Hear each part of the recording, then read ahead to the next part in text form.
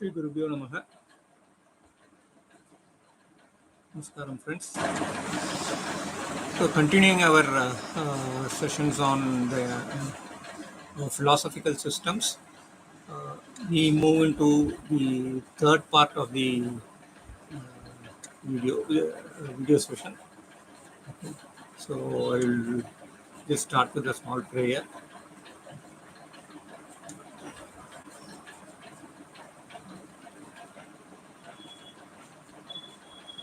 Lalvom alvinevom annai vaitil piranda tollaivom poga perambom nalla gunamadiga maamarunai gopurattil vittirukkum ganapathiye kai toldakkal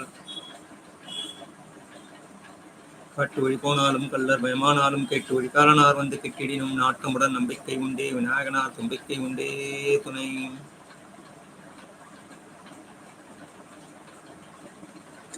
உருவாய் அருவாய் உளதாய் இடதாய் மறுவாய் மலராய் மணியாய் ஒளியாய் கருவாய் உயிராய் கதியாய் விதியாய் குருவாய் வருவாய் அருள்வாய் குகனே.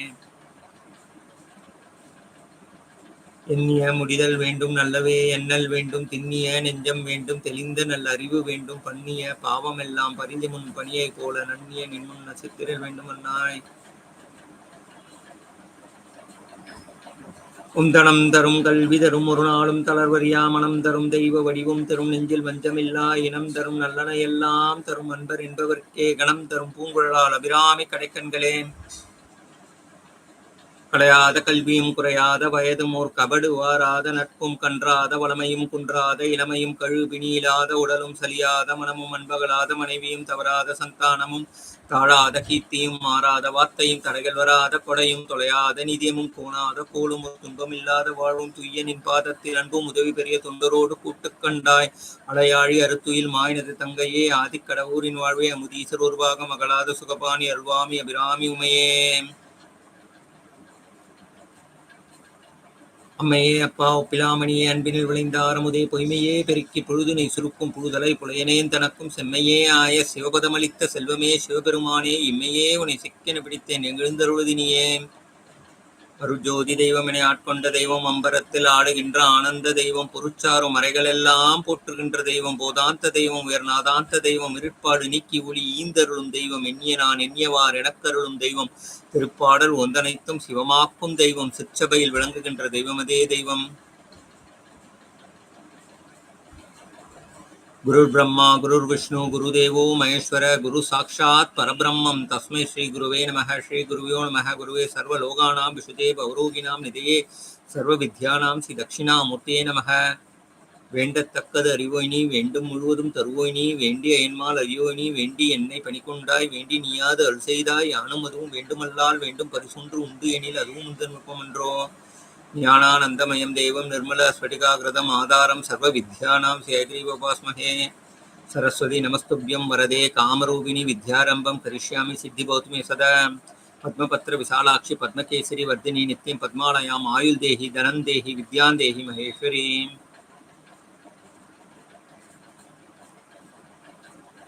கொச்சை மாமலை கோல்மேனி பவழவாய் கமலச்செங்கன் அச்சுதா அமரரேறி ஆயர்த்தம் கொழுந்தே என்னும் இச்சுவை தவிர யான் போல் இந்திர லோகம் மாளும் அச்சுவை பெரிதும் வேண்டேன் அரங்கமான் அருளானேன். பல்லாண்டு பல்லாண்டு பல்லாயிரத்தாண்டு பல கோடி நூறாயிரம் அல்லாண்டு தின்தோல் மணிவண்ணா அவன் சேவடி செல்வித்திற்கு அப்பு.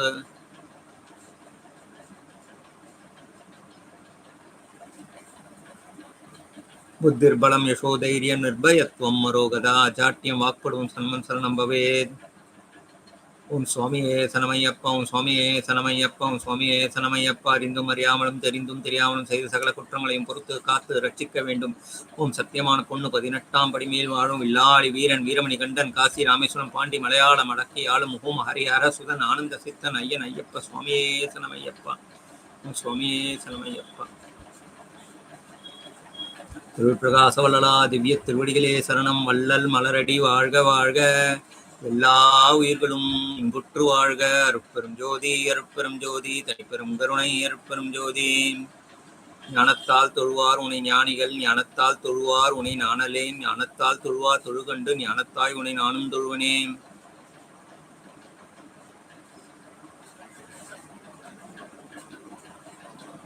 ஓம் நம சிவாய.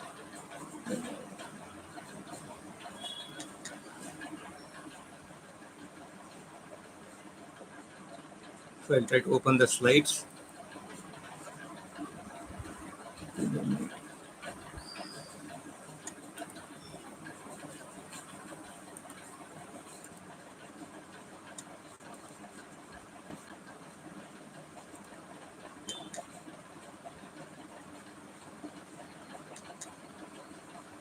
I think you are able to see the screen.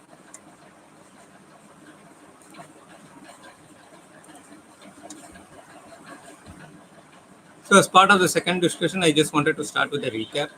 So this is the topic we are discussing about, the philosophical inquiry. Again, I start with prayers. Sivan அவன் என் சிந்தையில் நின்று அதனால் அவன் அருளாலே அவன் தாள் வணங்கி சிந்தை மகிழ சிவபுராணம் தன்னை முந்தை வினை முழுதும் ஓய உரைப்பேன் யான் असतोमा सद्गमय तमसोमा ज्योतिर्गमय मृत्योर्मा अमृदंगमय ओम शांति शांति शांति.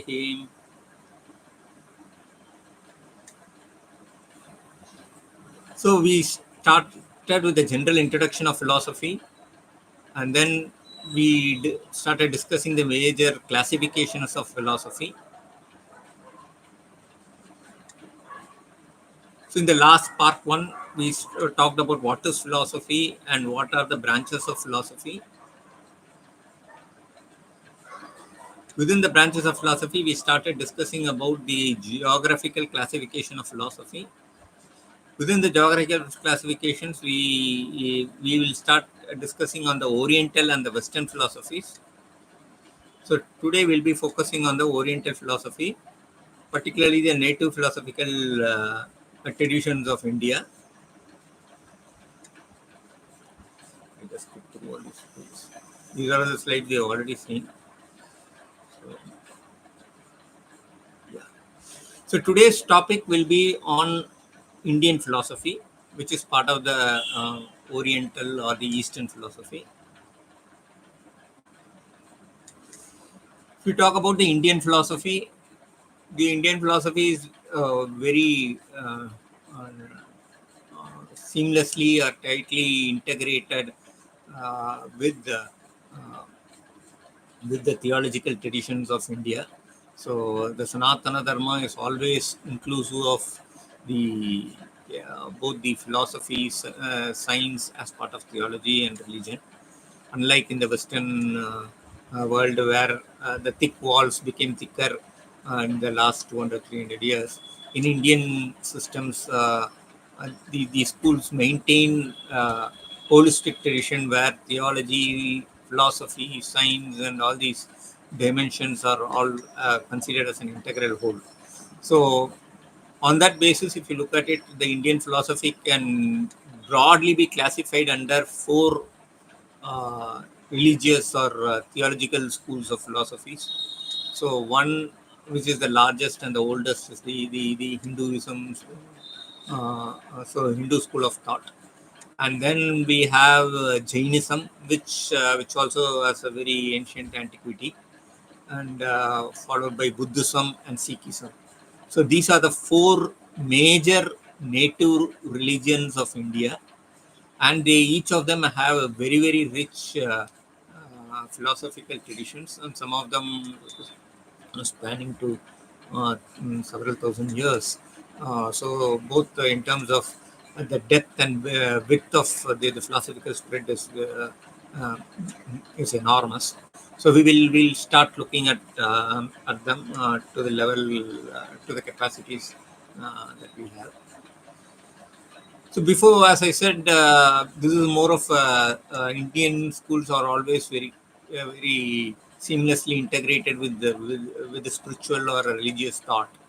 So I just wanted to give a context of religion and how the Indian religions and their philosophies fit into the bigger picture. Of course, I have a separate video on Indian scriptures and religion. So if possible, take a look at it. So I just want to magnify this so you can able to see it. So if you take religions of the world, there are the South Asian religions, predominantly related to Confucianism, Taoism, Shintoism, with the Chinese and Japanese, Tibetan, kind of regions. And then we have the Sanātanadharma, which is a part of the Indian subcontinent. So we have three branches mainly: the Jain, Buddhism, Sikhism, and of course Hinduism. The four major branches as we talked about. And then there is the Zoroastrian, the Persian Zoroastrian kind of religions. And then we have the Abrahamic religions in the world, like Judaism, Christianity, Islam, and a more recent origin is the Baha'i. So we can again within the Christianity we have Catholicism,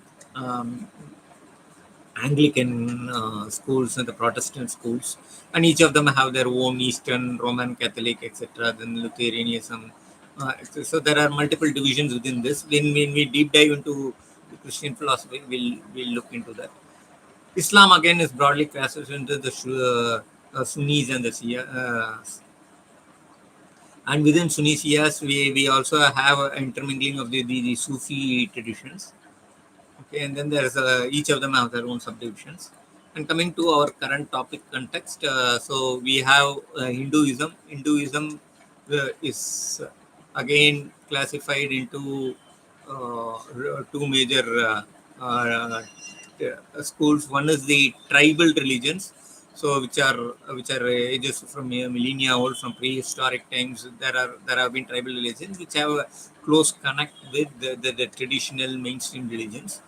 And so we can broadly classify into six theological traditions. Shanmada Sampradaya they call it, which Adi Shankaracharya formally organized into the six schools. Of course, these are running several thousand years. Adi Shankaracharya created a formal framework for all these six, and they called it Shanmata. Okay, there is Vaishnavism, Ganapatyam, Kaumaram, Shaktamatam, and Somaramatam and Saivamatam.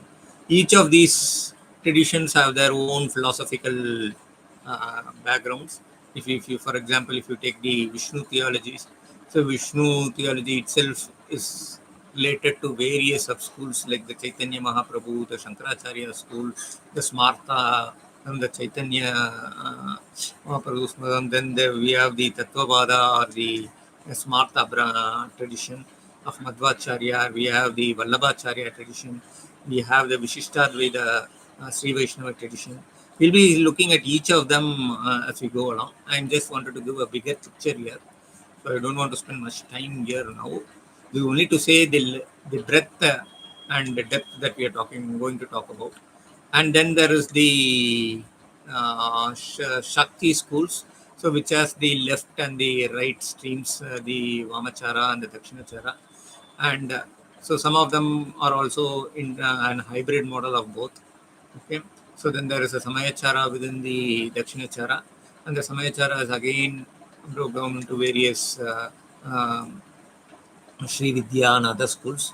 So so this is again we'll look into these areas in greater detail. The Saiva theologies, again we have the South Indian school of Shuddha Advaita Saiva Siddhantam or Siddhanta Saivam, and then we also have Kashmir Saivism, then we have Veera Saivism. So like that there are multiple schools of Shaiva theology. And then moving on to the Buddhism again has the three major streams. So which is the Hinayana, the Mahayana, and the Vajrayana schools. Within the Hinayana schools itself, we have the Sthaviravada and the Mahasangika, and each of them have their own branches. We will be deep diving on them as we move along. Okay. Then we have Jaina schools, which includes both the white clad as well as the naked clad, the Svetambras and the Pigambras, and their own sub-schools. So the objective of the slide is not to deep dive into each of these elements here, which we will do in detail as separate sessions. The objective here is to, as I said earlier, to get a grasp of, the length, breadth, and depth of the Indian philosophy per se, and its context to the world of philosophies and religions. So this is again an extraction of the Hindu philosophies itself, which, as I already discussed, we have the tribal religions, the Vishnu, Ganesha, Shakta, Kumara, Shiva, and the Somara traditions. And these sub-schools around them. Moving on, we wanted to, I wanted to highlight the basis of the classification of Indian philosophies, how scholars and subject matter experts traditionally classify Indian philosophies under different kinds of buckets. So there are two kinds of buckets I have highlighted here. One is based on the Vedic authority. So based on that, we have schools or Astika or Nastika kind of schools. So, and there are some hybrid versions of them. We will be deep diving on them. So here in this context, Astika, Nastika, the term Astika, Nastika have different connotations. But the original connotation is that in terms of Astika means they believe in the Vedic authority. Nastika means they don't believe in the Vedic authority. Okay, so but the other interpretation of Astika, Nastika is they believe in God or they don't believe in God, which is the another version of Ishwaravada, Nirishwaravada, and a mixed combination, which is more like an agnostic school. So these are the two different kinds of categorization, broad categorization of Indian philosophies. So one of the earliest classification of Indian philosophy uh, uh, is in the text, ancient text, a Tamil classical text called Manimegalai, which is a grand epic, which is a magnum opus work of Sridhar Satana. It is actually a doxographical account of the various philosophies that was in practice at that era, at that point of time. So it is a fantastic text where through poetic verses, different philosophies are highlighted, debated, etc. So according to Manimegalai, which is one of the oldest available, recorded, documented doxographic accounts of Indian philosophy. Doxography is a domain of philosophy which tries to classify and provide an account of all the philosophies available in any domain. So here we see 6 major classifications according to Manimegalai. So there is the Lokayata school, which is also called as the Charvaka school, which is more purely a materialistic school in modern terms. And then we have the Buddhist school, the Sankhya school, the Jñāna school, the Vaisheshika school, and the Mimamsa school. So this is how Manimegalai classifies the philosophies as part of the various debates and discussions she goes through.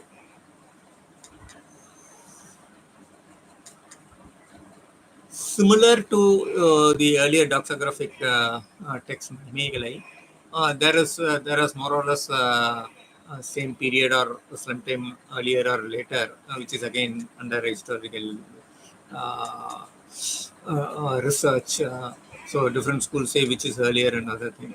So Haribhadra Suri, who is a Jain monk, so he has Śāstradarśīka Samuccaya, written a book which is again a doxographical account of various schools at this point of time. Both the space-time geography is also to be taken into account. According to him, there is the Buddhist philosophy, the Nyaya philosophy, the Samkhya philosophy, the Jaina darshan, the Vaisheshika darshan, and the Jaiminya's Mimamsa darshan. So these are the schools he analyzes and summarizes as part of his doxography in Śāstradarśīka Samuccaya. This is again a great classic. Moving on, we'll now look at the standardized classification of philosophy. Earlier, we have seen the initial versions of doxographic accounts available as part of our textual history. Now we will see how our traditionally we have been classifying the Indian philosophy, and that has become more or less a standard now. So just blowing up. So we have the Astika school of philosophies, then we have the Nastika school of philosophies, so which will call as orthodox and heterodox. Again, we already saw this Astika and Nastika can be classified either in terms of their authority on the Vedas, so how much importance they gave to the authority of the Vedic Shastra, versus the belief or non-belief in terms of the God. So Ishwaravada and Na Ishwaravada is one school, and whether the support for Vedic supremacy or not is another classification. We will deep dive again on them. The other kind of classifications within the Astika school is in terms of the transformation and doctrine and the creation doctrine, etc. So Sankhya Darshana, Yoga Darshana, Agama Darshanas, which by itself is a larger branch. We'll talk about it, and falls under that. And the Arambhavada creation schools, like the Purva Mimamsa, Nyaya school, Vaisheshika school, Uttara Mimamsa school comes under those. Then we have the apparent doctors, like the Uttara Mimamsa school comes under that. And the Charvaka, which you already saw, is more of a materialistic philosophy. Bauddha Dharmam, we already seen there is Mahayana and Hinayana schools, which again is subclassified into the Madhyamaka school and the Yogachara, the Vijnanavada school. And the Hinayana school, which is classified into the Vaibhashika and the Swatantrika schools. When it comes to Jaina school, it is the Digambara and the Svedambras. This is again one way of classifying it. This is not the only way. Now let us look at a more detailed classification.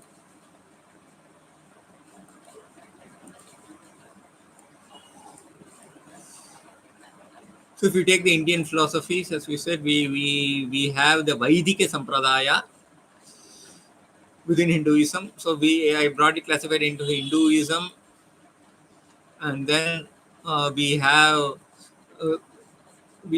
the other non-heterodox schools of traditionally non-Hindu schools, like Buddhism, Jainism, Sikhism, etc. We will take a look at them. Okay, so Hindu schools broadly classified into the Vedic tradition, the Agamic tradition, okay, and the Lokayata, the empirical traditions. Okay, so the Vedic tradition is again broadly classified under Darshanas, 6 schools of philosophies. So which includes the Jñāna, Vaisheshika. We have the Yoga, Sankhya. We have the Purva Mimamsa and Uttara Mimamsa. These 6 are called as Darshana. But parallelly, there was another school of thought called as the, which is based on grammar. So which is a Vyakarna Darshana, which is also called as a Shabdadvaita. So we will discuss about that in detail later. But more popular versions of classification of the Vedic schools is the 6-fold classification. So which is the Nyaya, Vaisheshika, Yoga, Sankhya, Purva Mimamsa and Uttara Mimamsa. So the Nyaya and Vaisheshika are again clubbed together, become pair principles or pair philosophies, because they have multiple things in common. So similarly, Yoga and Sankhya are generally clubbed together, and Purva Mimamsa and Uttara Mimamsa are clubbed together. So there is a 6-fold division. 6-fold divisions are again grouped under 3-fold divisions of pairing of 2 each. Okay, so if you take a Nyaya school, the Nyaya school is again classified into the classical Nyaya and the Navya Nyaya, the neo logic, classical logic, and neo logic. This is one of the earliest recorded schools of logic across the globe.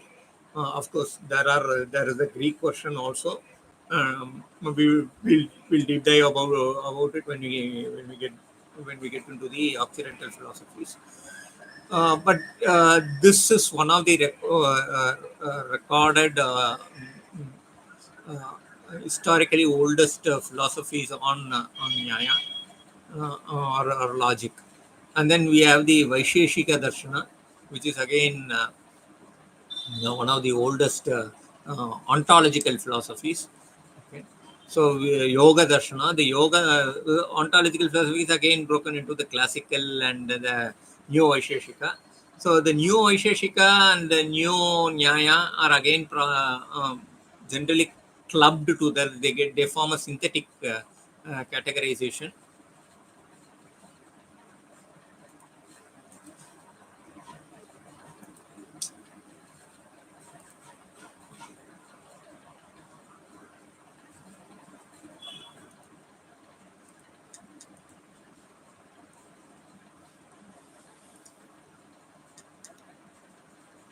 The Sankhya philosophy again has two sub branches or two historical contexts. One is the classical Sankhya, and there's a neoclassical Sankhya. Of course, there's another way of looking at it is Ishvaravada of Sankhya and Nirishvaravada. So the Sankhya school itself has a theological flavor to it and a non-theological flavor to it, or more of an agnostic flavor to it.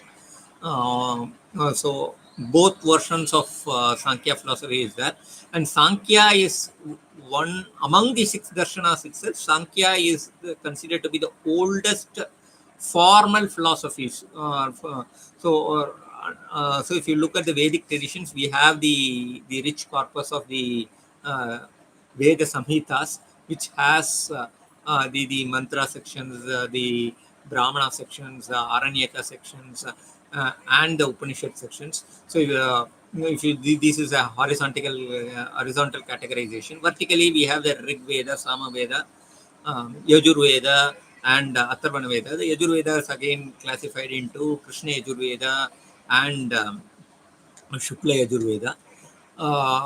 So if you look at that, the philosophy was integrated with the rich corpus of the Veda Samhitas, particularly in the Upanishads, uh, uh, which is called as a jñāna kanda. While we have the mantra kanda, the karma kanda, and the jñāna kanda. Jñāna kanda is what comprises the Upanishads, where the core philosophical thought in India formalized and reached its greatest pinnacle. And but it was part of the Vedic corpus. It was uh, uh, so when we talk about the Shaddarshanas is an extraction, which is extraction of these into core philosophical thoughts. So that is where Sankhya forms the historically oldest formally founded philosophical school. Um so and its impact is spread across almost all the schools of Indian philosophy, including the most popular Vedanta and the Siddhanta schools. So we will touch upon them on that, because I wanted to highlight the importance of Sankhya here specifically. And we talked about moving on to Sankhya, the yoga, it's its counterpart. The yoga philosophy, again, there are different schools of yoga. There's one of the oldest recorded is the Patanjala's yoga sutra, so which talks about the psychological and meditative aspects of yoga.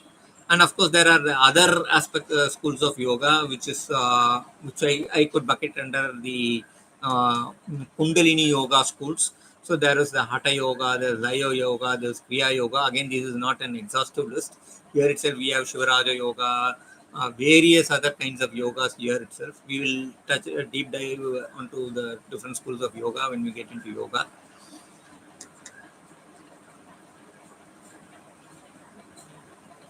So moving on to the darshana on Purva Mimamsa and Uttara Mimamsa. Purva Mimamsa and Uttara Mimamsa are more tightly bundled as part of the Vedic corpus, because they directly deal with the Karma Kanda and the Jnana Kanda of the Vedic corpus. The Purva Mimamsa focuses more on the Karma Kanda of the Vedic corpus, and while Uttara Mimamsa focuses on the Jnana Kanda.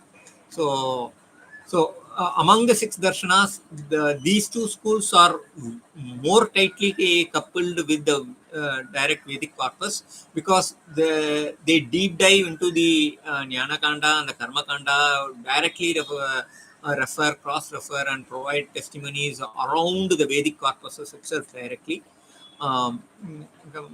Much more compared to the other Shaddarshanas, the Astika Shaddarshanas that we discussed about. So Purva Mimamsa is again divided into 2 sub-schools based on the Guru Paramparas. So we have the Bhatta school and the Prabhakara Mimamsa, Bhatta Mimamsa and Prabhakara Mimamsa. We will deep dive into what the subtle differences between these schools. The focus of the Purva Mimamsa itself means an inquiry. So as we saw earlier itself when we were talking about the different terminologies, Mimamsa is basically an inquiry, which is basically like a philosophical inquiry. It is an investigation or an inquiry or hermeneutics, or we can call it in different ways. So there are 2 branches of it, which is the Purva Mimamsa, which focuses on the earlier part of the Vedic corpus, which is the Karma Kanda. So that's why it is called as a Purva Mimamsa, and which is related to the Karma Kanda, or the rituals, the principles and practice, or the science and art of rituals, Vedic rituals specifically. And the posterior inquiry, which is called as the Uttara Mimamsa. Uttara means posterior, that which is advanced or later. So you can take it either temporally, or you can also take it in terms of the conceptually. So while Purva Mimamsa focus more on the karma part, so here it focuses on the jnana part, which is ultimately helping us in the towards the moksha dharma. So we'll see what are the direct synergies between them and subtle differences between them as we deep dive into each of these schools.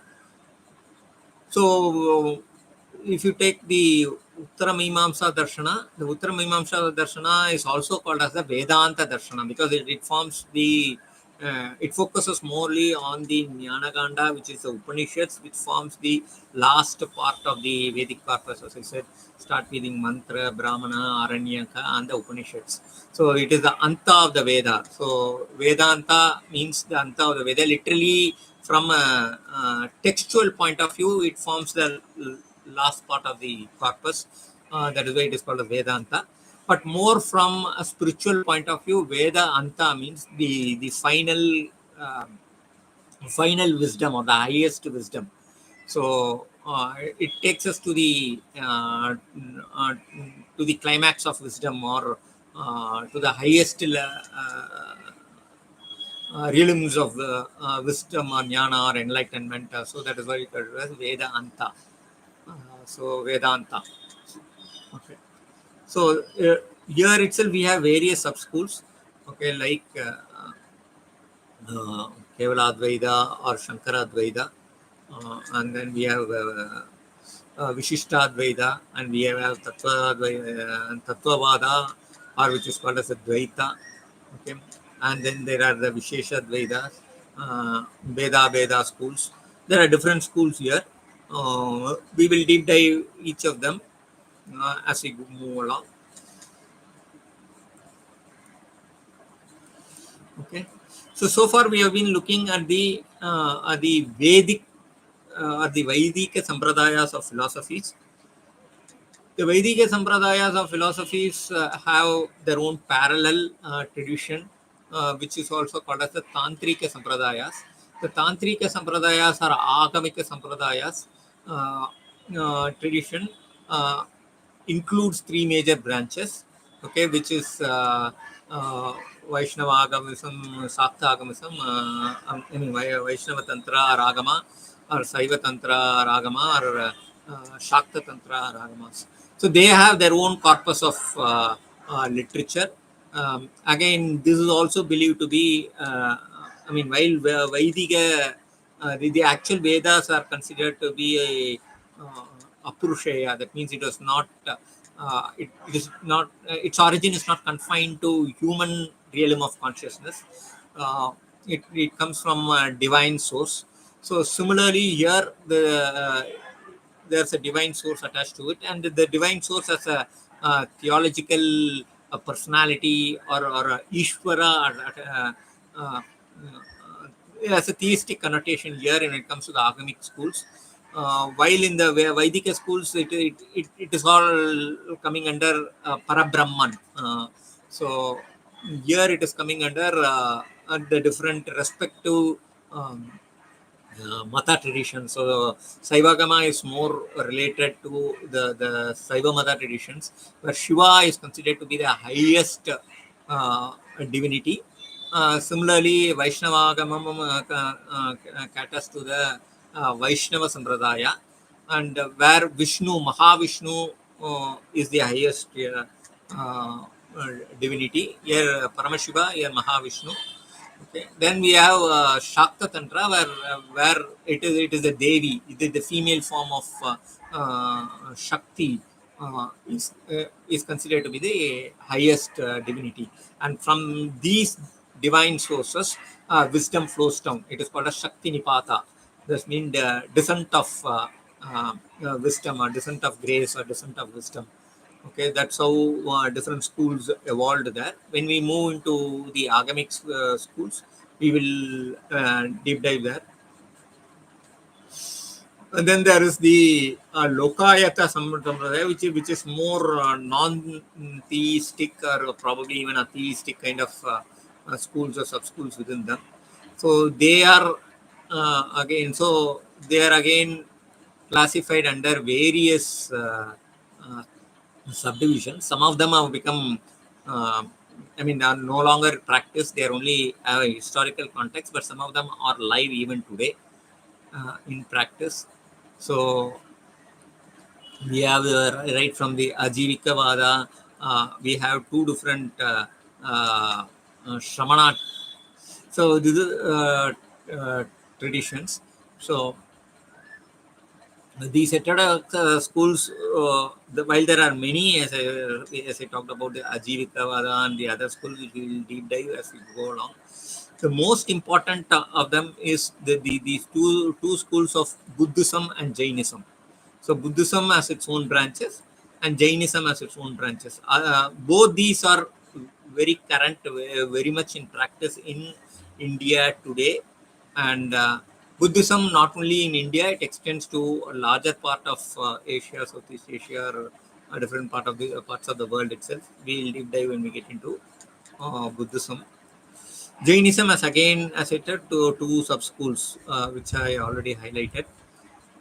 Talking about Buddha school also has the Hinayana, Mahayana, as well as the Vajrayana schools, and they have their own sub schools here. So this is the larger context of the Indian philosophies in the standardized classification.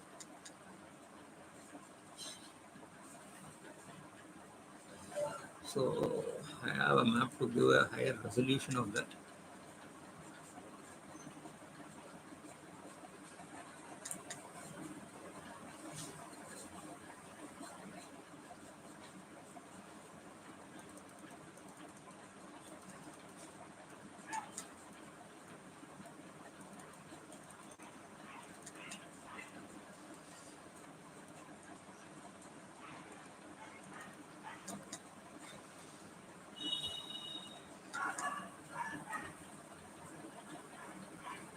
So I will touch upon whatever remaining part of this graph very quickly. Okay. So if you look at the Vedanta schools or the Uttamimamsa schools, as I talked about, there are multiple sub schools here. Okay, so there is one school called as the Achitya Veda Vedanta Darshana. Okay.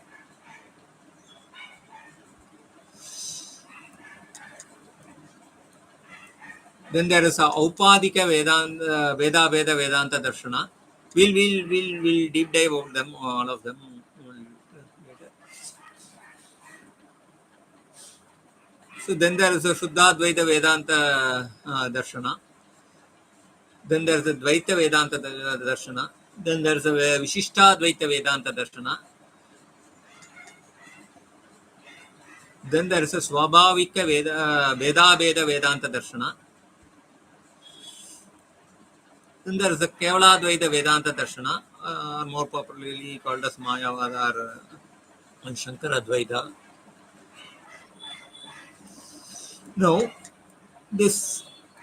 some of these schools are again further classified into sub-schools. For particularly if you take the Kevaladvaita Vedanta Darshana, it has various Siddhantic or more metaphysical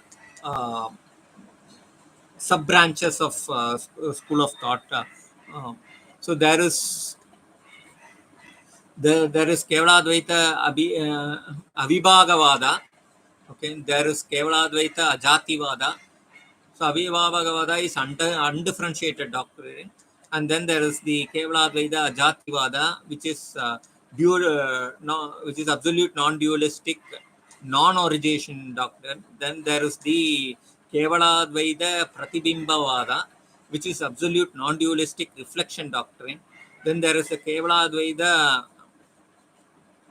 Abhasavada, which is the absolute non-dualistic appearance doctrine. So then there is a Kevaladvaita Avachedavada, which is absolute non-dualistic limitation doctrine.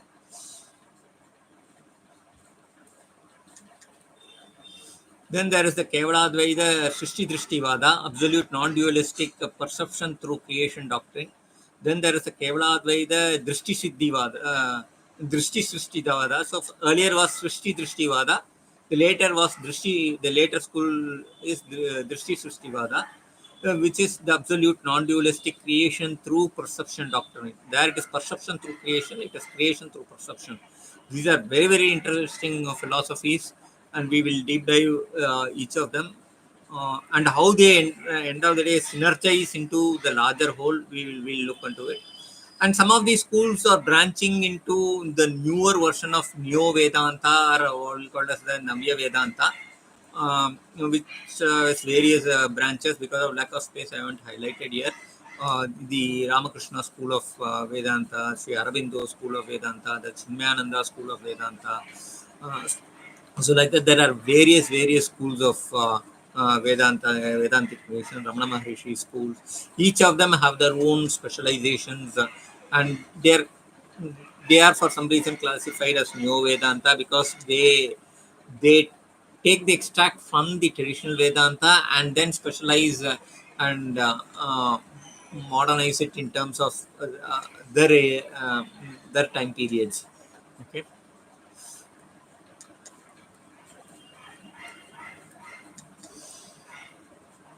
The Shaiva Agamas, again, we have the extreme path, Atimarga. Then there is the Kulamarga or Kaulamarga, which is called as a cult path.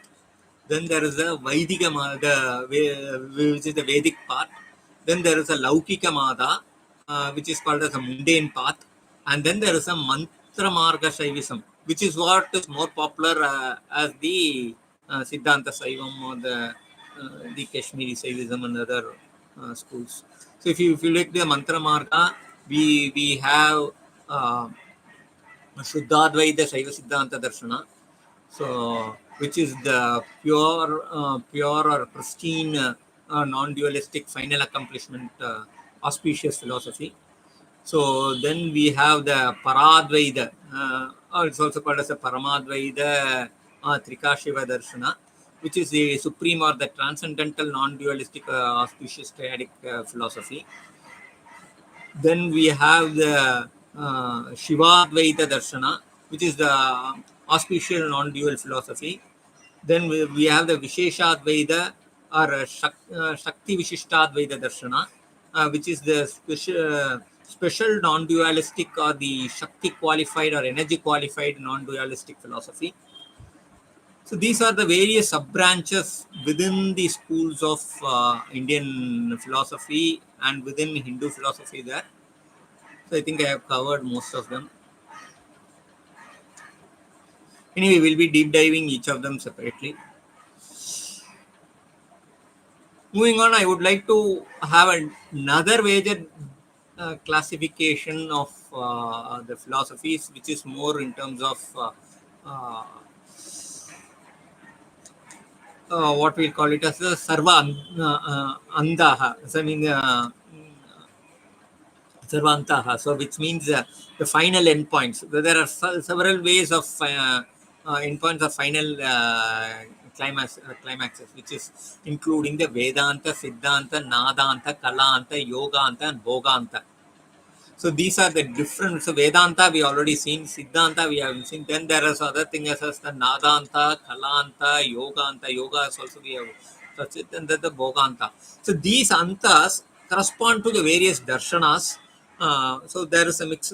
We can overlay these antas upon the darshanas, and we'll discuss about them as we move along.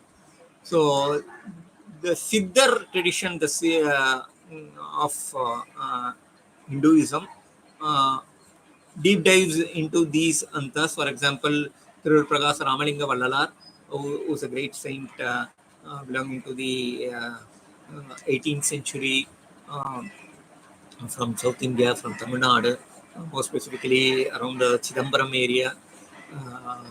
So Chennai, Chidambaram, this part of Tamil Nadu. So he has a magnum opus corpus corollaris Tirurutpa, which is running into 6 major volumes, and which is one of the longest scriptural text, Tamil text by a single person, by single. So it is running to more than several thousand verses. Okay, spread across 6 books or with Tirumurais. So he talks about all these 6 schools. For example, in his in his Magadeva Malai, he touches upon the 6 schools. These are all mystic poetry, so they don't directly deep dive into the from a metaphysical point of view. It is more of theological mysticism, but touching upon deeper metaphysical lets through poetic verses. So that's how our religion is going, right? Where bhakti, jnana, or yoga and jnana are intermingled through poetic verses. So the poetries of the Pannur Tirumurai, Saiva Tirumurais, or the Alvar Pasurams, so Divya Prabandham are all classic examples in the same genre, or we have the Tirurutpa. Here he talks about the 6 schools. We will deep dive as we move along here. This is another verse from his Arupperum Jodi Agaval, which is again a fantastic one of my all-time favorites. So where it touches upon all these 6 schools and how it has elevated in a spiritual journey. So we will deep dive when we talk about Vallalar specifically. Moving on, let us look at the historical city of this thing. Is again based on more of a conventional way. In Indian philosophy or Indian religion or spirituality, historical timeline is not in the same context in which the Western philosophers or the Western schools look at it. Here, history is more for academic or a research purpose, which is very important, no doubt. But from a spiritual search or a spiritual marga perspective, or spiritual path perspective, uh, while history is important, but it is not the be all and end all of uh, understanding the spiritual journey. However, for our clarity, I have created a small chart which is based on. I mean, these dates again are all under debated research experts. So I don't want to get into the date part of it. I just wanted to get into the broader classification of it. So we have the Vedic and the Brahmanical thought period. So there are two again traditions. The Vedic schools are also called as the Brahmana Sampradaya, and then there is the Shramana Sampradaya. So the Vedic school is one of the earliest recorded uh, uh, philosophical or spiritual or religious documented corpus in the entire world. So historically, of course, the dates are slightly disputed in terms of from where they fit in, but in terms of the one of the earliest available and in practice uh, virgin religions or virgin philosophies, the evergreen virgin, that's why it's called a Sanatanadharma, is of course the Vedas, which even by most conservative estimates goes to 1500 to 600 BCEs. But I mean, if you ask any Orthodox uh, Vedic sadhaka or Vedic expert or whoever it is, believer in Vedas, he will definitely date it much earlier. But again, this is only to give a context, not to get into the debates of the historicity of these. Okay, then followed by the Vedic corpuses, the Upanishad thought, which was part of the Vedic school, got into prominence in the next phase, where the metaphysical terms of Brahma. So the Vedic school, we can call it as, in one sense, it is pantheistic, where there are multiple deities uh, uh, or devas glorified as part of the mantras and rituals around them and all that, right? All these so-called pantheistic are all part of one monotheistic uh, god, which is one god which takes multiple names and forms, is what the entire crux of this Upanishad thought is. Where Brahman is the one and only as divinity, which takes different names, forms, and roles depending upon the need of the hour. So, so that metaphysical aspect of that is the focus of the uh, what to say, the Upanishads. Okay. At the same time, as the Brahmana Sampradaya, there is a Shramanic Sampradayam, so which started with Jainism, Buddhism, and the Ajivika kind of schools we already touched about. Okay, and more or less they are parallels. It actually evolved post the Upanishadic period, but there are again, these are all debatable historicity. I don't want to go there again. So then there is the classical period of philosophy. Okay, so which has the multiple phases within them. We have the Shad-darshanas, and then we have uh, what the Shad-darshanas into the Nyaya Vaisheshika, the Sankhya Yoga, the Mimamsa Vedanta branches of this philosophy.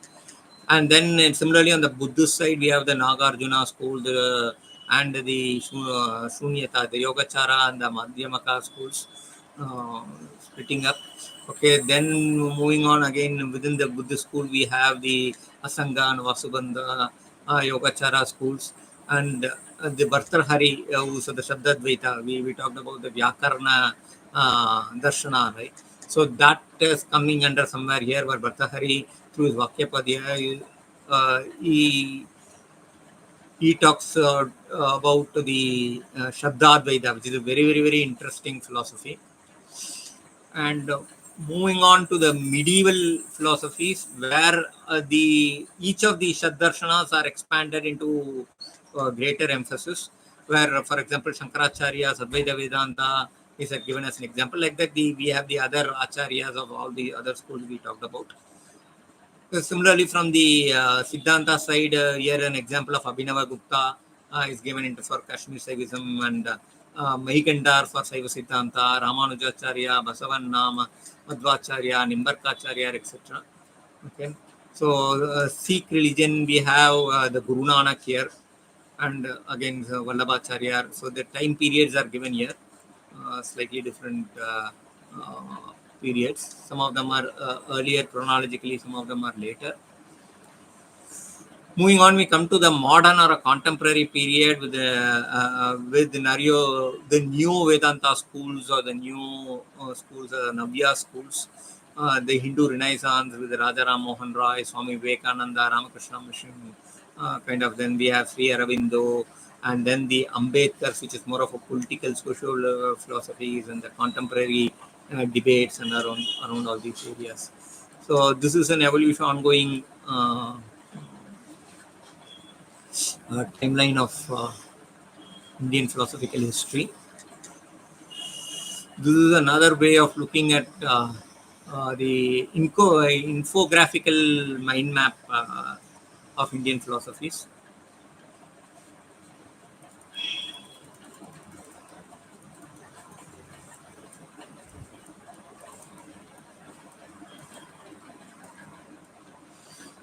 So we have the Asian period, we have the Vedic, the Upanishads, then the Shamanic period, then the jñāna, Vaisheshika, Sankhya kind of schools, then the classic period, the philosophy of language, the developments of Nastika schools like the Mahayana, the Yoga, which include the Madhyamika and the Yogacara.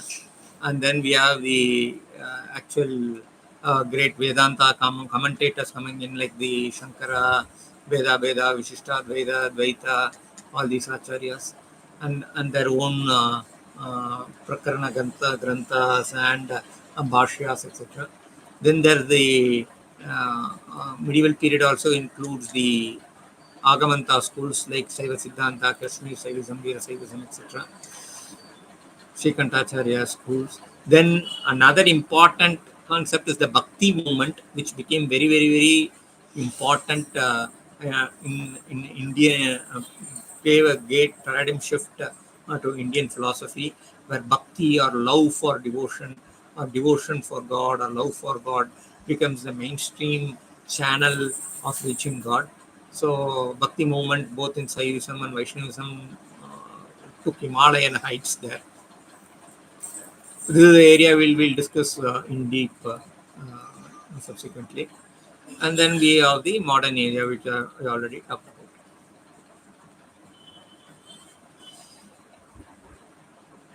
This is again another way of looking at this is more of an infographic map, where we have the different versions of the Indian philosophy. So, I mean, as we talked about, I just wanted to give a graphical representation as different ways of doing things. Key features is the chronological structure, schools of differentiation, color coded each of them, okay, historical relevance, and thematic development. Okay. So with this basic classification of Indian philosophies, we will be deep diving into the different schools, starting with the philosophical schools of Hinduism. Okay, so talking about Hinduism, so there are different stages which we already saw through the historiographical timelines and other things. But here I wanted to summarize based on, again, based on the eminent scholarship of Puratapati Raju, who was given the following stages. So there is a mantra corpus, and there is the Brahmana corpus, there is Upanishad corpus. Okay, so then there is the aphorism corpus. So we have the Brahma Sutras, Yoga Sutras, Mimamsa Sutras. So everywhere, the entire knowledge of the huge corpus of the philosophical wisdom running to several centuries, were all summarized, concised uh, into very crisp uh, formulas. I will call it as mantra formula, mantric formulas called as sutras. So which gave a lot of scope for carrying the wisdom. We should remember that this is all more of era where the writing or the physically recording is a later year. This predates that. So the earlier version is through Shruti. That's why it is called a Shruti Sampradaya, where only through word of mouth from the Guru to the Sishya, the knowledge always flows. So then remembering becomes a very important challenge because we don't have ways to record it like today to written form or to digital forms, right? So earlier it was only the mind. The mind is the only way to remember. That's where these aphorisms are like the ready reckoners to understand larger concepts. It's like the entire corpus of relativistic philosophy of Albert Einstein can be remembered by smaller formulas, mathematical formulas, or even more popularized E equal to mc squared, right? Where energy equals the mass at the speed of light, kind of a thing is right. But so E equals mc squared, even today, a layman will have heard about the concept called E equal to mc squared, but the deeper philosophy of it runs into several pages or several mathematical formulas um, and physical cosmological concepts and all that, right? But for easy remembrance and for knowledge and transmission and maintenance, it becomes easy through Sruti forms. That's why I want to highlight on that. And for each of these aphorisms, a very, very comprehensive commentorial literature spread. This is again unlike in the Western religious philosophy, where uh, even commenting on the sacred scriptures or revelations or Shruti Vakyas were considered to be blasphemy in some schools or some faiths. Here it was not that, it was always encouraged for to actually comment, interpret, and draw interpretative conclusions on that, and that's why we have the various sub schools there. So the philosophical traditions of commentorial scriptures played a vital role in that. So we will deep dive as we move on that. And then so because of the multiple commentaries on for the same Veda matras, or if you take a Mahavakya, there are multiple commentorial interpretations. So, for example, the Advaita school, they have their own commentorial interpretation in alignment with the Advaitic thought. Similarly, the Vishishtadvaita had their own interpretation. The Dvaita school had their own interpretation. Similarly, if you take in the Agama world, we have the Saiva Siddhanta school of interpretation, where it is more of Veda Vada, and there is the Abheda Vada of Kashmir Saivism. So each of these schools interpret based on their own commentary tradition, their own siddhantas, and that also led to what is called as the philosophical polemical epoch, wherein every school started debating within each other their interpretation of the Vedas or the Agamas is more truer to the original. So that kind of a polemical debates, discussions, and sometimes even arguments were all part of that epoch, where it became very, very tarka, what we call as the tarka. Different forms of tarka are there. So debating became a very, very important way of not only retaining, spreading, but also intellectualizing the whole concept of theology, philosophy, etc. Okay. Then this is all the Indian traditional way, and with the foreign invasions and foreign minds getting into the Indian society, there were a lot of Western research uh, for their own political agendas and other things parallelly started, which also had their own advantage and disadvantages. We'll debate about them when we get there. And then we have the contemporary research that is happening now as we speak across various schools and institutes that we talk about. And particularly the IKS, Indian Knowledge Systems, which is emerging in the last 2-3 years, is now becoming, taking a mushroom growth across all academia, all research, and thanks to quantum physics, AI kind of things, their relevance are becoming re-recognized to greater extent. We will discuss about them also. And the journey continues. So this is again a snapshot of the Indian philosophies, as we already deep dived earlier. I am skipping here.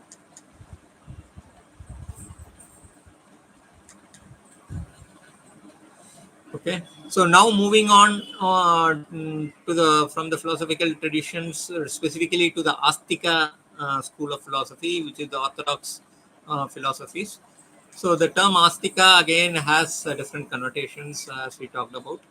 So etymologically, it is derived from asti. It is while astika and astika is its negative. So na astika. So it is not. So literally it means it is one who believes something is there, and one who believes it is not there. But what is that it varies. So some call it represents the superior supremacy of the Vedic tradition. Sometimes it also says that it that represents the supremacy of divinity or Ishvara. Okay, so he who thinks, so one of the definitions of Paniniya Sashtadhyayi is which is basically he who thinks there is and he who thinks there is not, is what the Astika and Astika definition is. Okay, and similarly, there is one more reference. We talks about he whose opinion is that God exists, is what the Astika is. Nastika is the opposite of it. Again, this is a Kasika Vritti. Kasika Vritti, which talks about the Astika is one who believes that there exists another world. The opposite of his is the Nastika. So these are all, formal definitions based on various grammar and semantic, syntactic analysis of the scriptures by great scholars and experts. And these are all very ancient ways of defining these schools. Manusmriti, again, one of the old Dharmashastra schools of texts, right? If a twice born person relying upon the science of dialectics should disregard these two sources, he should be cast by good men. The dictator of the Veda being an infidel. So, this more talks about the importance of Astika school and how it is important. So, this takes a very Astika UI.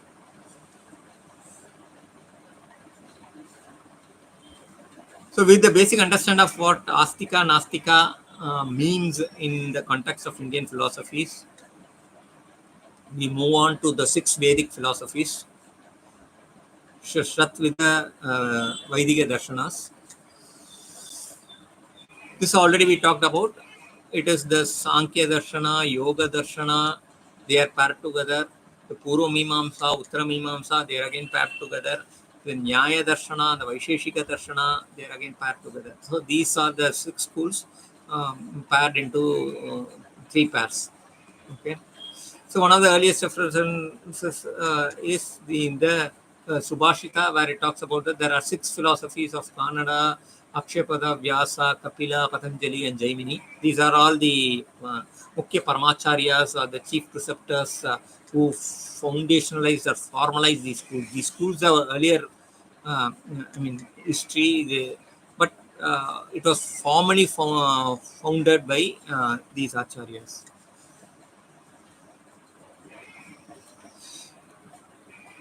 So, talking about these 6 darshanas, so each of these darshanas have, as I said, a very rich corpus of literature. I have a very detailed video on the Shastra side of Indian philosophies, where each of these things have been deep dived. Here, I just wanted to do a highlight of each schools have a sutra. I have a bhāshya, I have a vritti, I have a vartika, vyakarana, tipani, various come to the actual sutra is the original. For sutras, there are bhāshyas, for bhāshyas, vrittis, vatikas. So there are multi-level of commentorial texts available for these traditions. for each of these 6 schools. Okay, so for example, if you take the Vaisheshika Darshana, there's a Vaisheshika Sutra. Similarly, for Nyaya Darshana, Nyaya Sutra, Sankhya Darshana has 2 main things. The original Sankhya Sutra, I mean, it's no longer available. It has been somewhere lost. But there is a version of Sankhya Sutra which somebody says it is not that of the original Kapila Maharishi. However, there is a version now. And then Sankhya Karika is one of the oldest available texts. It's from Ishvara Krishna. Nyaya Sutra was from Akshapada, Gautama Maharishi. Some say Akshapada Maharishi is different, Gautama Maharishi is different, some say both are same. So, I mean, these are all again scholarly debates. Kannada Maharishi is for Vaisheshika. The metrics of this and the core metaphysical concepts they talk about.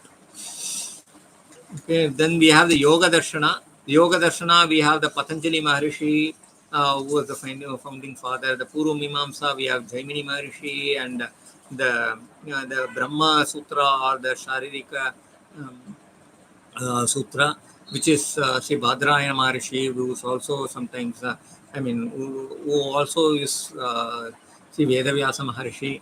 And again, this is again a debatable topic. So we will get there when we go there. We'll discuss about it. Okay, so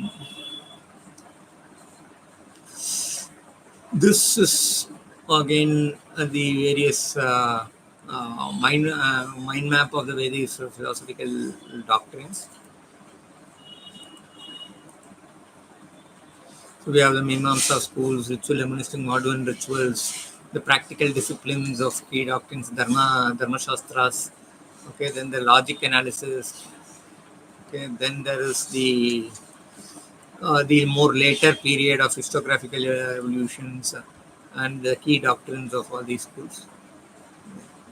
It may not be a very good representation, but something we have tried. Okay.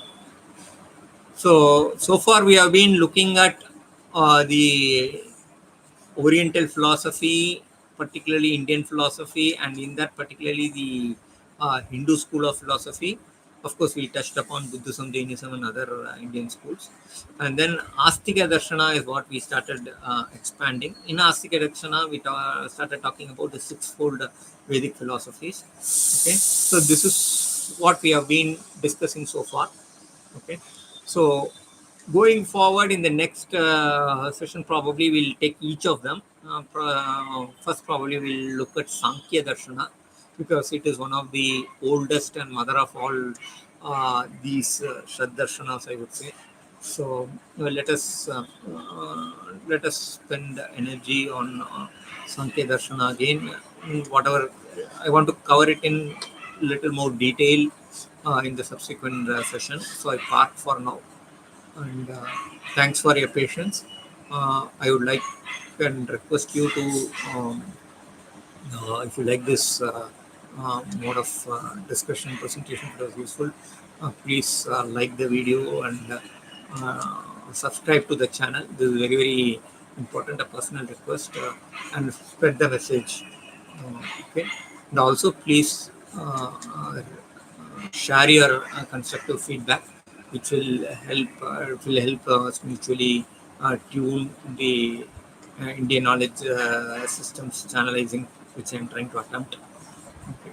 So if there is any critical point which I missed or misstated or anything, please reach out to me. Also, I would like to request you to once again please subscribe to the channel and stay tuned for the subsequent sessions on the different aspects of philosophy. Okay, stay tuned. Thank you.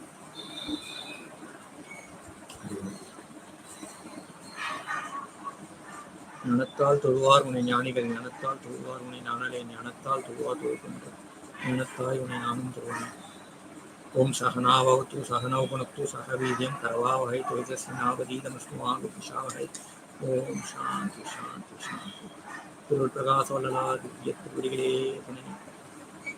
ஓம் நம சிவாய. ஓம் சாந்தி ஓம் சாந்தி ஓம் சாந்தி.